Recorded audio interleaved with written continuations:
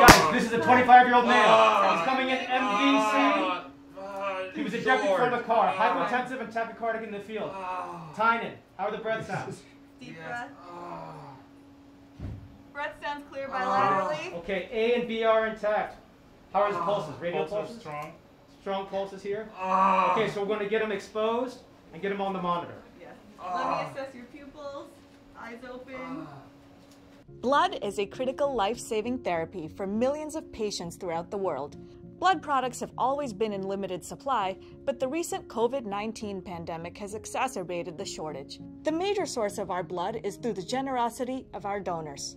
However, the blood products being donated do not always go to the patients. Instead, they sometimes go to waste. A certain amount of blood product wastage is, of course, inevitable because of the unpredictable patient demand and the limited shelf life of these products. While wastage cannot be entirely eliminated, we believe that it can be significantly reduced through education, inventory management, proper documentation, and oversight of critical processes.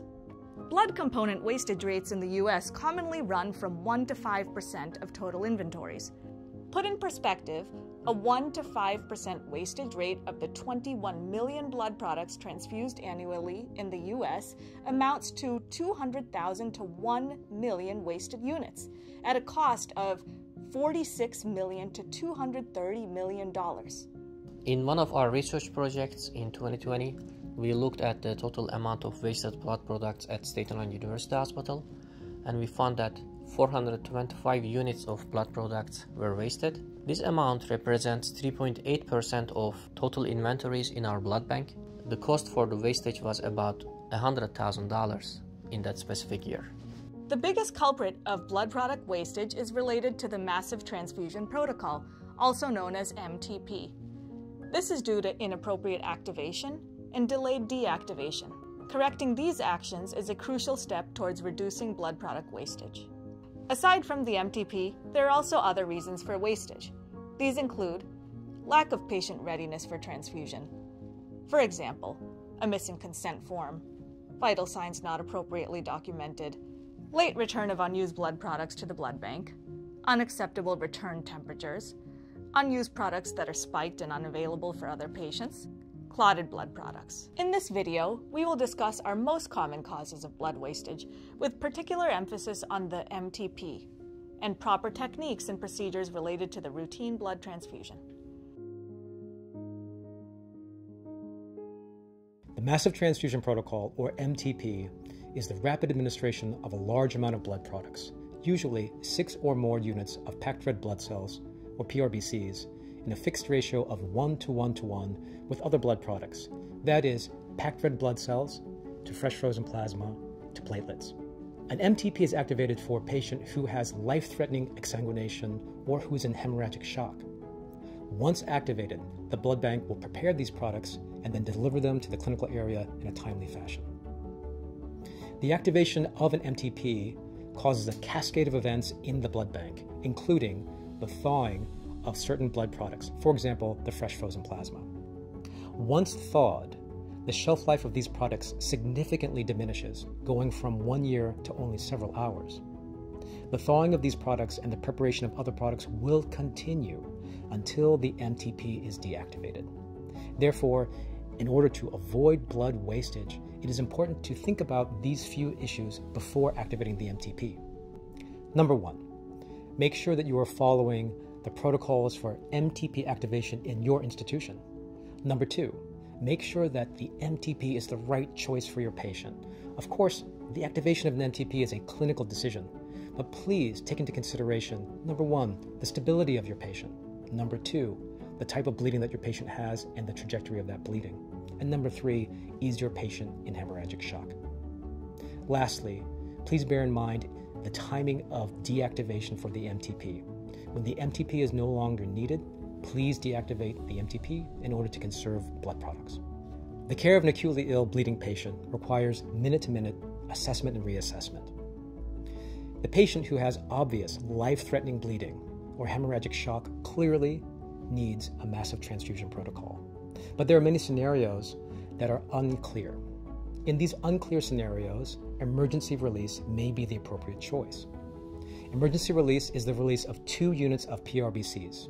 This can be done multiple times in serial or parallel fashion, such that the clinician can have 2, 4, or even 6 units of PRBCs ready to go to give to the patient.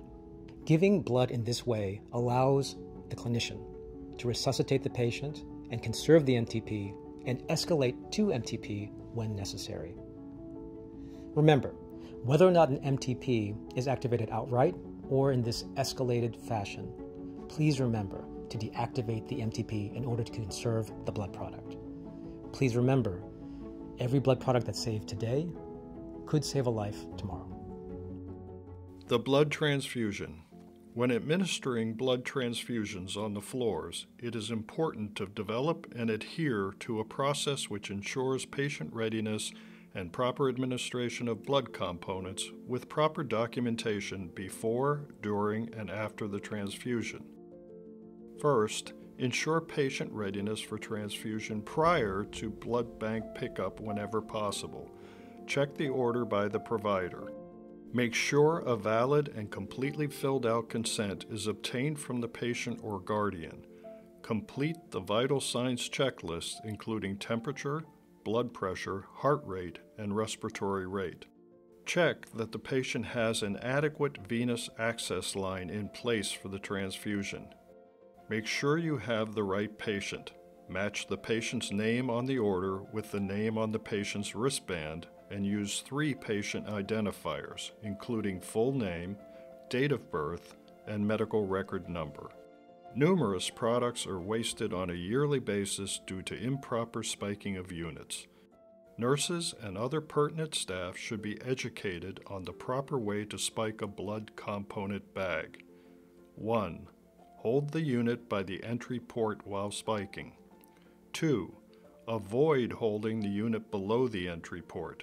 This is a weak area and may cause resistance to the spike and may rupture or tear the bag. 3. Do not overspike or push the spike in too far. Only spike the bag until the septum is pierced. 4. Always insert or remove the spike with quarter turns.